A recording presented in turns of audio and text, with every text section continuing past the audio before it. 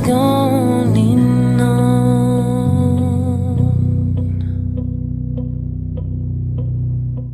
Bom, para introduzir um pouquinho o Brasil e o Japão, nós temos a questão de o Japão, ele seguia um regime totalmente romano, ele seguia todos os exemplos de direito romano.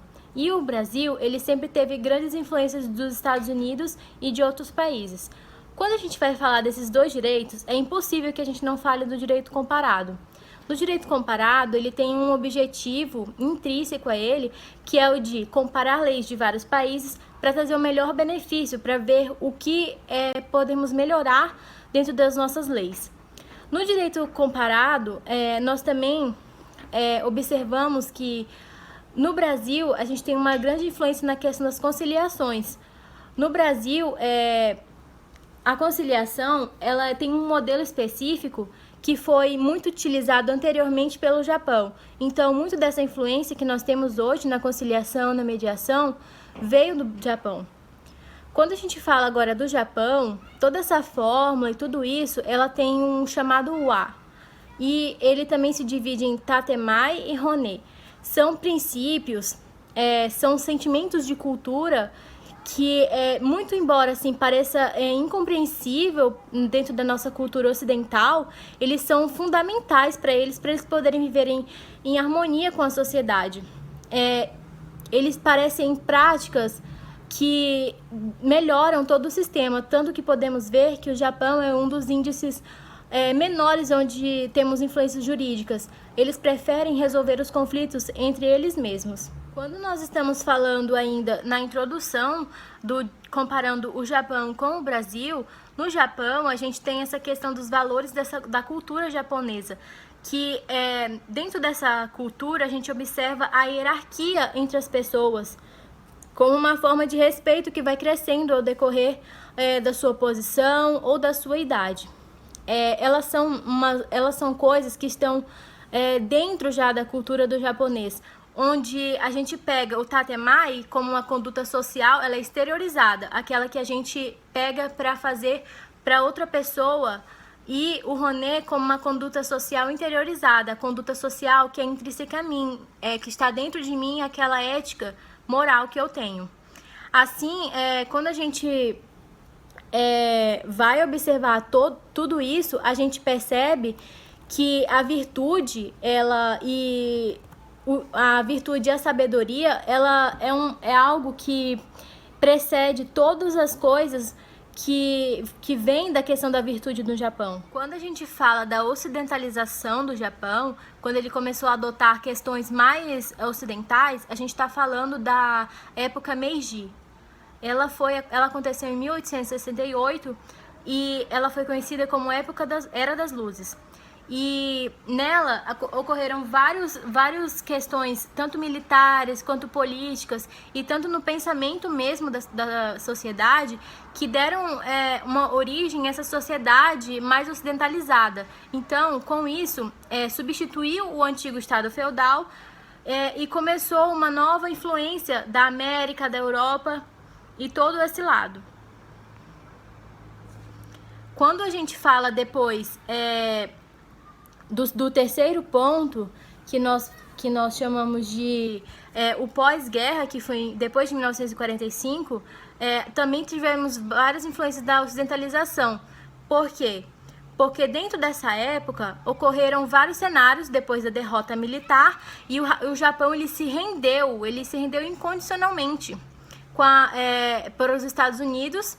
E então, como ele se rendeu, muitas coisas dos Estados Unidos foram trazidas para esse pensamento dele. E depois, nós temos a questão do Morris, que ele veio do direito anglo-americano, e ele trouxe essa lei comum, esse Morris que chama no Japão, como um pensamento totalmente ocidentalizado para organizar a nova sociedade jurídica naquele momento.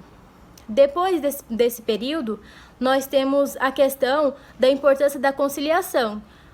A importância da conciliação no Japão, ela é muito importante, porque ela funciona como a maioria dos problemas, eles são resolvidos dessa forma lá.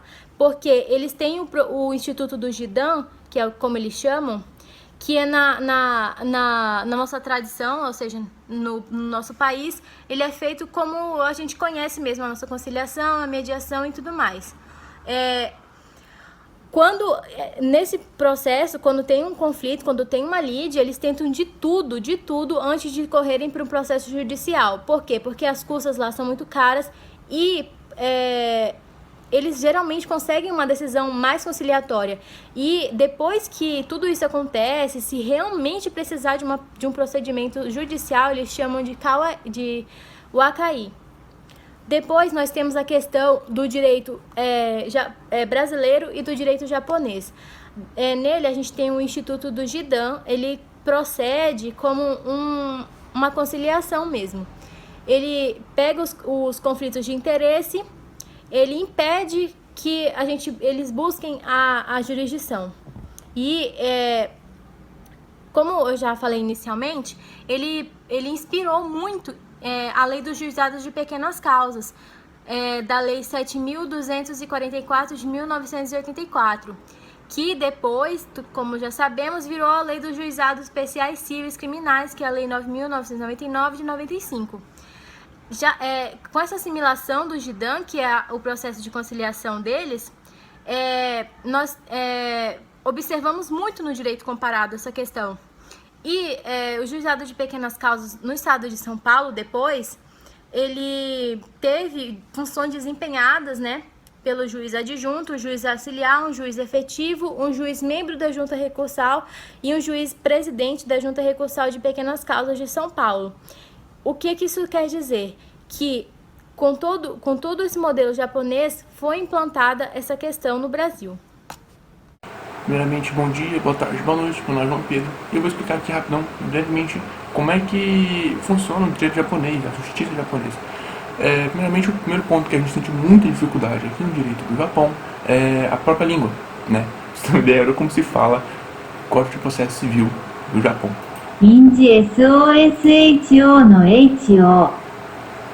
Pô, difícil, hein? Mas vamos lá, a gente conseguiu, é isso que importa. Primeiramente, o Japão, ele pegou muito do direito na Europa, né? Do alemão, direito inglês e direito francês. Ele pegou esses três e deu uma misturada entre eles. E então ele tem muito próximo do nosso direito, né? Os códigos normais, tem a Constituição, tem o direito penal, Código de Processo Penal, Código Civil, Código de Processo Civil, direito comercial, e é dividido em códigos normal, beleza. Cada código tem as suas subseções, né? Tipo, o Código de Processo Civil tem 7 livros e o Código Civil tem 5 livros, cada um com seu tema, né? Mas beleza, dito isso, vamos rapidão para as justiças. O direito do Japão é dividido em várias justiças, né? Em várias instâncias, igual aqui. Vamos lá, primeiro tem os tribunais sumários, que eles chamam, que são lides de até 1,4 milhões de ienes, que é a maioria deles, né? Então, demandas civis até esse valor é tratado lá, né? Questão de conciliação também é lá, demanda de pagamentos também é lá, crimes menores é lá também. Ou seja, é como se fosse o JEC de crime daqui, beleza? Tranquilo. Tribunal de família, normal, esse é um tribunal só para família, nem precisa explicar, né? Tribunais distritais é como se fosse a vara comum aqui, beleza? Lida com todos os tipos de processos, basicamente. Ele tem recursos dos anteriores, ou seja, se nos tribunais sumários você não gostou da sua ação, você recorre e você vai recorrer aos tribunais distritais, ou seja, se você tem uma ação no JEC, comparando aqui, você tem uma ação no JEC e você não gostou da sentença, você recorre e vai para a vara comum, para a vara civil, beleza? É normalmente julgado por um juiz, mas em casos muito sérios, por exemplo, de homicídio, ele julga por 3. Quando o tribunal vê que é necessário. Os tribunais, eles também depois tem os tribunais superiores, na segunda instância, normal, básico, igual aqui, e o Supremo Tribunal Federal, que é a terceira instância. O Supremo Tribunal Federal de lá, composto pelo chefe, né, pelo chefe da justiça e mais 14 juízes. Esse Tribunal Federal esse Supremo Tribunal Federal é dividido em 3 subseções, em 3 grupos, em 3 bancas, que é 5 cada um, né? São 15, então 3 bancas de 5. Os processos, os recursos vão primeiro para essas bancas, e essas bancas examinam e já dá procedente o processo. Porém, demandas mais sensíveis, né, questões constitucionais, ele vai para o grande banco, que é todo mundo junto, né, e aí votam igual aqui no Supremo, daqui, né, os 15 votam junto. Então, beleza. Dito isso, vamos embora pra minha parte. Konnichiwa, watashi no namae wa Evelyn desu. Yoroshiku onegai shimasu.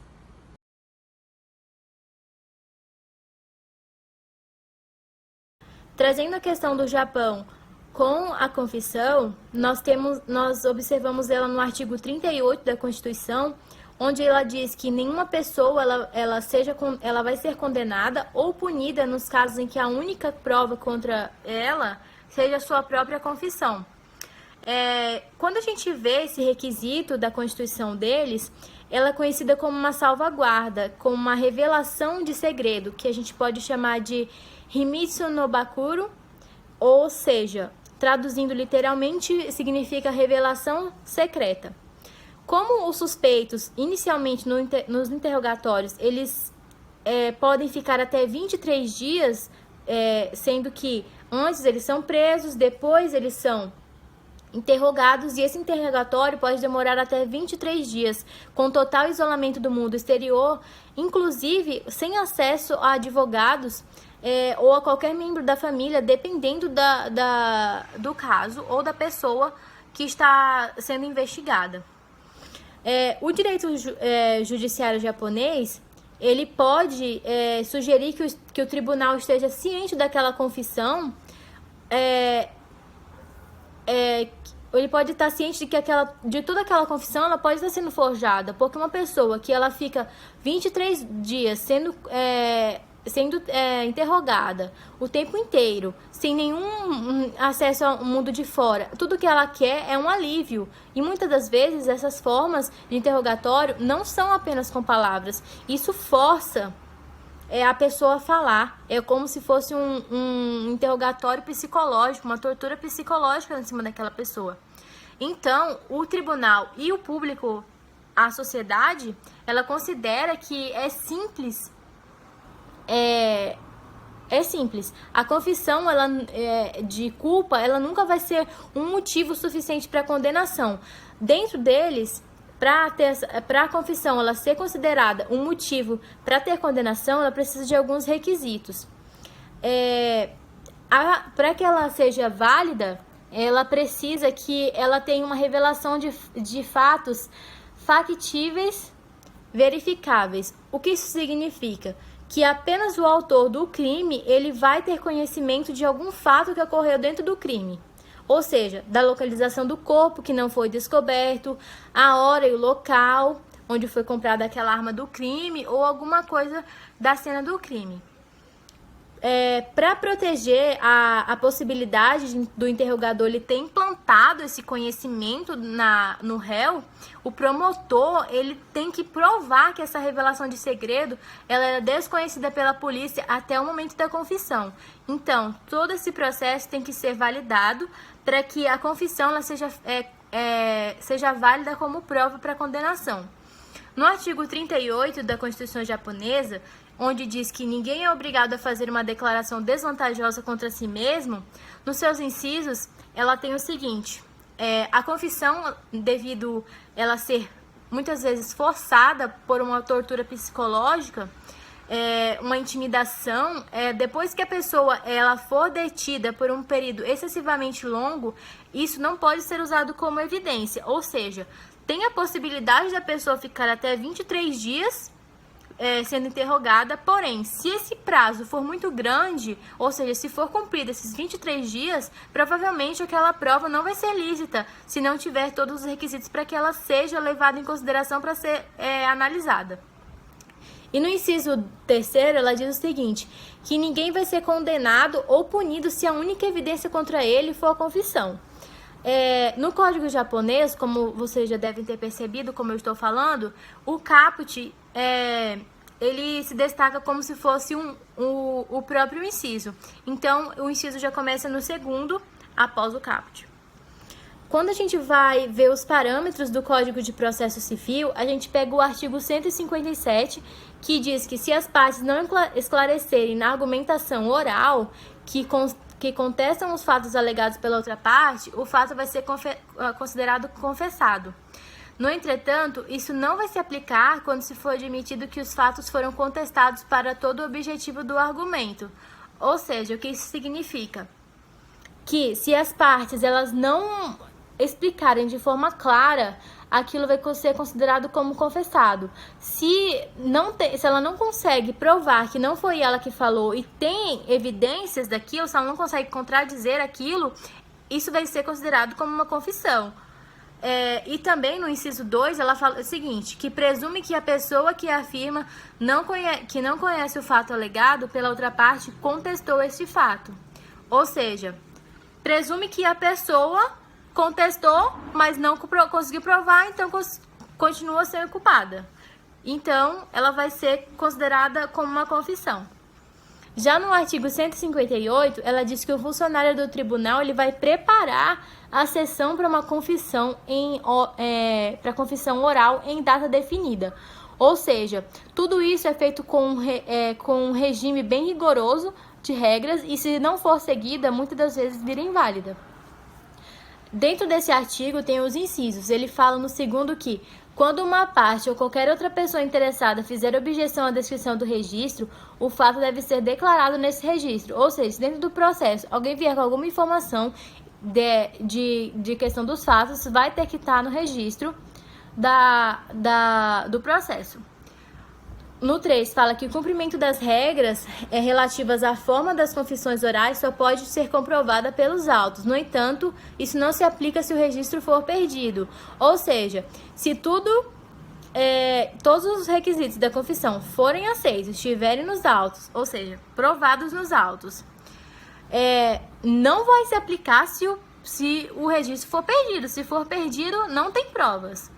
No 4, ele fala, a confissão oral deve ser realizada por períodos de interrogatório, onde os suspeitos podem ser mantidos por até 23 dias durante o processo de investigação.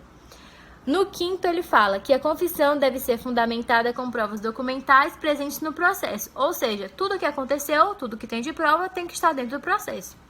Konnichiwa, watashi no namae wa Eduardo Yorokushu onegashimasu.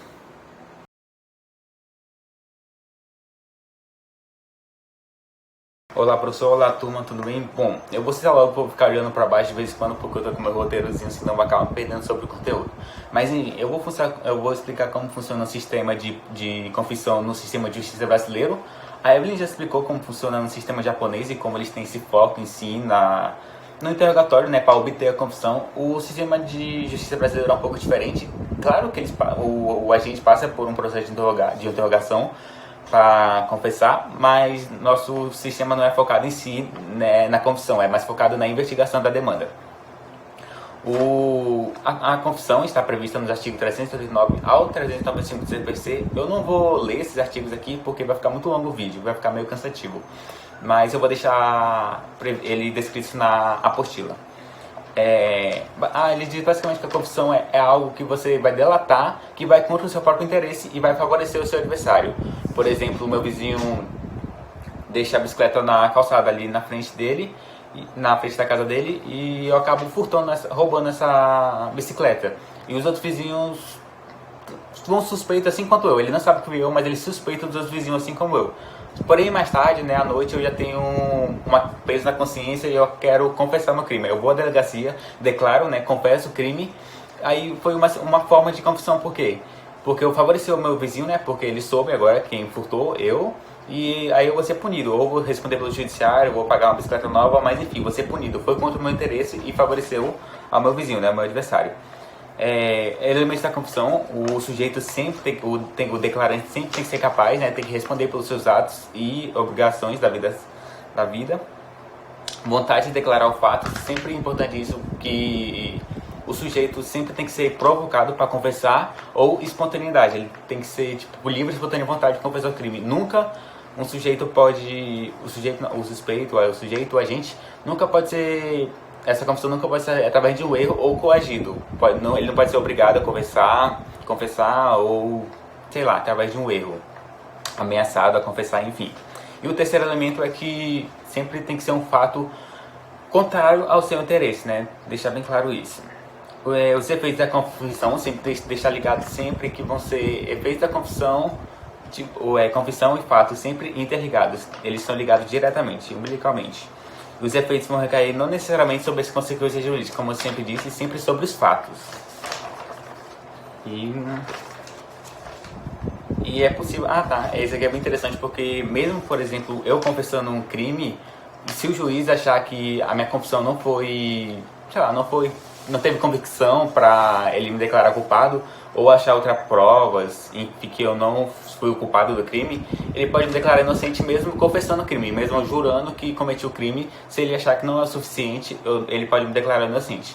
E outro exemplo também que eu posso citar de confissão é a delação premiada, né, que é uma espécie de confissão que na Operação Lava Jato, por exemplo, que é a famosa operação de propina, né, e corrupção, alguns políticos, né, vários empresários políticos, empreiteiros, mas enfim, eles acabam confessando alguns crimes em troca, né, de pena reduzida e alguns benefícios, tipo, ajudar e declarar sempre é importante, tipo, da confissão, né, enfim, dos fatos verdadeiros, que o julgamento tem mais mérito, porque aí vai ser um julgamento mais celebre sobre fatos verdadeiros, e, né, esse é o objetivo da confissão, sempre ter um julgamento celebre com mérito.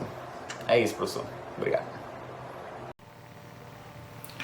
Konnichiwa. Watashi no namae wa John. Yoroshiku onegai shimasu.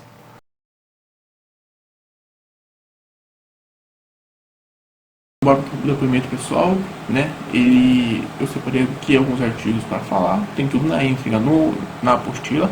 Tudo foi tirado do Código de Processo Civil do Japão, de 1996.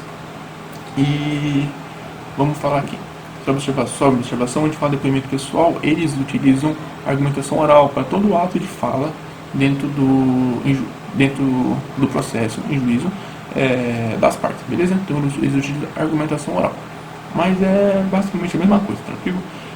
Só vai ressaltar, a cultura japonesa é uma cultura de fazer as coisas muito certo, tudo muito certinho, já é até conhecida pela gente.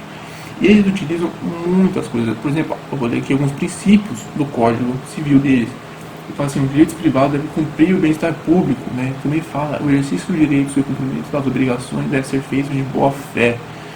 Também fala que a presente lei deve ser interpretada com base na dignidade da pessoa e na igualdade essencial de ambos os sexos. No CPC mesmo, ele fala o seguinte: o tribunal se esforçará para executar o litígio civil de maneira justa e rápida. As partes devem seguir a boa fé, beleza? Então, assim, é muita coisa falando sobre boa fé, sobre respeito no processo. E só que ao contrário do Brasil, parece que o Brasil também tem muito disso, mas parece algo idealizado, entendeu? Uma coisa futura que quer alcançar. Aqui é uma coisa que parece alcançada, uma coisa mais realista, que eles seguem mesmo isso aqui, né? Também vale aqui ressaltar rapidinho, você lembra que nós japonês tem uma taxa de condenação de 99%, ou seja, suspeito, o promotor acusou, já era mesmo, 99% de chance de você ser condenado. E a confissão é 89% desses casos, ou seja, todos os condenados, que são 99%, 89% é confissão. Então, assim, os caras não querem se meter na criminal, entendeu? Então, já junta uma cultura de fazer as coisas certas, de ser ético, com o medo de se meter na esfera criminal, que aí, você está enrolado. Isso faz o depoimento pessoal, né, a argumentação oral muito forte dentro do processo civil japonês. Vamos aqui falar rapidinho sobre alguns tópicos. Ele fala aqui, chegou o processo na mão do juiz, o juiz convoca as partes e marca uma data, beleza? Se a denúncia for ilegal, o juiz e não tiver como consertar essa denúncia e tal, o juiz irá deferir a petição e acabar o processo, beleza? As argumentações de todo o processo, o juiz presidente que vai que vai guiar isso aí. Você vai permitir isso aqui, vai negar isso aqui, essa alegação não pode, essa alegação pode. Então isso que ele vai fazer, ele que vai conduzir todo o processo, beleza? Antes mesmo, o juiz marcou essa data. E antes dessa data, o juiz pode pedir, né? Provavelmente vai pedir os fatos, vai chegar com as partes e falar, pedir os fatos, pedir provas. E se essas provas mudarem muito, forem muito importantes para o processo e mudar muito o rumo do processo, ele vai ter que falar para outra parte também como que vai ser, porque para ter igualdade, entendeu? Para um ter muita arma e o outro chegar lá e não souber de nada do processo. Então as duas partes vão ficar sabendo, para ter uma igualdade dentro do processo. Se o cara for estrangeiro, não souber falar japonês, ou for surdo, ou for mudo, terá um intérprete lá para poder expressar e entender todas as questões do processo, né? Acerca da contestação, eu sou uma parte, falei algo, se a outra parte não falar nada sobre isso, ele vai ser considerado confissão, entendeu? Então se a pessoa não falar nada sobre a alegação do outro, será considerado confessado. Já se a outra parte contestar, ou se a outra parte fala simplesmente eu não tenho nenhum conhecimento sobre isso, não vai ser considerado contestado, ou não vai ser considerado contestado e não terá nenhuma confissão sobre isso. Tranquilo? Sobre os registros, tá? Todas as alegações orais vão ser registradas antes da fala e durante a fala, tá? Só poderá posteriormente ser utilizado como arma essas alegações orais entre as partes, se tiver provado, beleza? Tudo por escrito. Pode ser feita ligações orais preliminares para dar aquela conversada antes e tal, entendeu o processo, igual eu falei anteriormente também. Ao encerrar as ligações orais, o tribunal vai começar aquela fase de confirmação dos fatos e provas, e aí muda já o esquema, tá? Então é isso aqui que é basicamente as alegações orais. Valeu. E aí galera, beleza? Eu vou falar boa tarde a todos, bom dia, boa noite, dependendo do horário que a gente vai estar vendo esse vídeo. Eu vou falar sobre o depoimento pessoal. Porém, para a gente falar sobre o depoimento pessoal no novo Código de Processo Civil, a gente tem que voltar um pouquinho no tempo, lá em 1973, quando foi criado o Código de Processo Civil e foi citado nele o depoimento pessoal. Eu tenho uma pequena colinha aqui, né? Eu vou dar só abordar algum tópicozinho para a gente poder introduzir o assunto, em que ele fala o seguinte: na verdade esse código foi criado em 11 de janeiro de 73, sobre a lei 5.869, e ela institui o novo Código de Processo Civil, e ela diz o seguinte: quando o juiz não determinar de ofício, compete a cada parte requerer o depoimento pessoal da outra parte, a fim de interrogá-la na audiência de instrução e julgamento. E no parágrafo 2 ele diz: se a parte intimada não comparecer, e se comparecer, se recusar a depor, o juiz vai lhe implicar a pena de confissão. Beleza? Isso aqui é o que fala lá em 1973, quando ela foi criada. Isso aqui é para a gente poder entrar no conceito e poder entender as coisas, ok? Vamos para a segunda parte agora. Já no novo Código de Processo Civil, o depoimento pessoal ele é encontrado dos artigos 385 ao 388, em que ele fala o seguinte, vamos lá para a minha cola, né? A parte pode requerer o depoimento pessoal da outra parte, a fim de que este seja interrogado na audiência de instrução e julgamento, sem prejuízo do poder do juiz de ordená-lo de ofício. Okay? No conceito de depoimento pessoal, ele é tido como um verdadeiro meio de prova, né? Ele é o depoimento pessoal que representa a verdadeira declaração de ciência, né? Ou simples meio de prova na qual a parte declara que tal fato aconteceu de certo modo. Esse aí é o verdadeiro conceito. Em se tratando de legitimidade, para requerer o depoimento pessoal, em regra, a legitimidade é a parte contrária, ou seja, ninguém poderá requerer o seu próprio depoimento, tá? Essa é a legitimidade. Fatos que podem ser objeto de depoimento pessoal. O artigo 388, a parte não é obrigada de depor sobre os fatos. 1. Criminosos ou torpes que lhe foram imputados. 2. A cujo respeito por estado ou profissão deva guardar sigilo. 3. Acerca dos quais não possa responder sem desonra própria ou de seu cônjuge. e de seu companheiro ou de parente em grau sucessivo. 4. Que coloque em perigo a vida do depoente ou das pessoas referidas no inciso 3. E parágrafo único. Esta disposição não se aplica às ações de Estado e de família. Beleza? Alguns procedimentos que são adotados no depoimento pessoal. Existe um requerimento de uma das partes ou do Ministério Público que pode ser feito na inicial, na contestação ou no momento da especificação de provas. O juiz determina e a parte adversa é pessoalmente intimada para prestar depoimento pessoal e é advertida da pena de confesso se não comparecer ou comparecendo se recusar a depor. O depoimento pessoal é colhido diretamente pelo juiz na audiência de instrução e julgamento. Caso haja requerimento recíproco, o depoimento pessoal primeiro é ouvido o autor e depois o réu. E durante o depoimento pessoal, a parte que ainda depois não pode assistir o interrogatório da outra parte. Isso aí está especificado no artigo 385, no parágrafo 2º. Caso a parte adversa não vá depor, não precisará ser retirada da sala de audiência durante o depoimento pessoal da outra parte. É isso. A diferença entre depoimento pessoal e interrogatório. O depoimento pessoal, a sua legitimidade é sempre requerida pela parte contrária. O momento é prestado na audiência de instrução e julgamento para o qual a parte é intimada sob pena de confissão. A finalidade tem por finalidade principal obter do adversário a confissão respeitosa dos fatos e contrários aos seus interesses. No caso do interrogatório, a legitimidade é determinada pelo juiz, via ofício, ou requerida pelas partes. O momento pode ser determinado pelo juiz a qualquer momento. A finalidade tem a finalidade de complementar, sendo determinada pelo juiz para obter das partes informações a respeito de fatos que permaneçam confusos ou obscuros. Por isso, é mais comum que se realize ao final da instrução, quando ainda resta alguma dúvida por parte do juiz. Alguns procedimentos que são adotados no depoimento pessoal. Existe um requerimento de uma das partes ou do Ministério Público que pode ser feito na inicial, na contestação ou no momento da especificação de provas. O juiz determina e a parte adversa é pessoalmente intimada para prestar depoimento pessoal e é advertida da pena de confesso se não comparecer ou comparecendo se recusar a depor.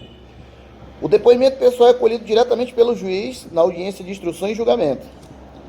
Caso haja requerimento recíproco, o depoimento pessoal primeiro é ouvido o autor e depois o réu. E durante o depoimento pessoal, a parte que ainda depois não pode assistir o interrogatório da outra parte. Isso aí está especificado no artigo 385, no parágrafo 2º.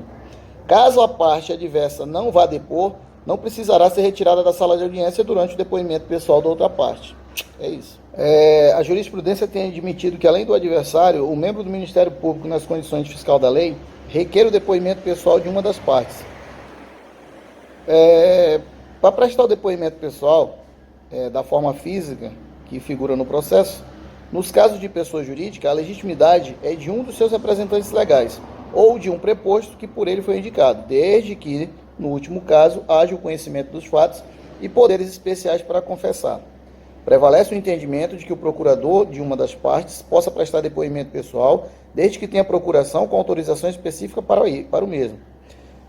E pessoal será prestado pelo seu representante legal se a parte for relativamente incapaz. Ela mesma poderá prestar o depoimento pessoal, ok? Ichiwa, watashi no namae wa Jiorudan desu.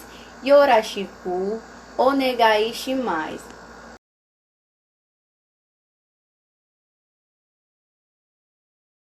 Boa tarde, eu vou falar um pouco das provas iniciais no Japão e algumas das leis também. Bom, no Japão, o Instituto da Prova Indiciária seria a prova que nos proporciona iniciar investigações e processos a partir dela. No Japão, não há um instituto de indícios, investigações e os processos, eles só se iniciam mediante das provas substanciais, que provam, que sem quaisquer dúvida, a prática de um crime e os seus indiciários.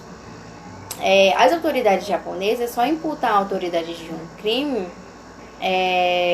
quando há provas e testemunhas inconstantáveis de que fato houve um crime e de quem foi o autor. Bom, as provas judiciais não são levadas em conta para a prisão ou acusações de alguém. Logo, o dispositivo de prova indiciária do sistema processual japonês é indesistente. Bom, conforme também alguns artigos que fala, que está no artigo, conforme alguns dos artigos, que é o artigo 163, fala, enquanto o processo estiver pendente, as partes elas deverão por escrito solicitar outra parte que responda sobre os assuntos necessários para preparar uma afirmação ou prova estabelecida a uma afirmação. Desculpa. E, bom, no artigo 33, há algumas ações listadas que eu vou falar para vocês aqui, que são os itens que podem ser levadas aos tribunais do Japão, que fala assim: uma ação contra uma pessoa que possui um escritório ou um escritório comercial que se relaciona, né, com o trabalho em ambas partes. E também tem uma ação com a finalidade de solicitar o cumprimento da obrigação contratual, à gerência administrativa ou ocorrência de obrigações contratual. E também eu vou falar um pouco para vocês do artigo de alguma das leis que tem no artigo 10, que fala assim: as condições necessárias para ser um cidadão japonês, eles deverão ser determinados por leis. Bom, no artigo 13 fala que todas as pessoas deverão ser respeitadas com indivíduos. O direito à vida, liberdade, a busca pela felicidade contratual que nos interfere ao bem-estar público comum. Bom, e também, além disso, os promotores estão sempre em busca de caso onde a condenação é mais provável, onde uma condição é mais provável, né? E uma prática que é muito comum em vários países do mundo. Porém, no Japão já não há uma grande expectativa de credibilidade de um promotor. Por isso perde um caso. Por isso perder um caso não é uma opção para eles lá, entendeu? E é isso. Konnichiwa, Washinamaie, Saradeiro, Kisho, Orema.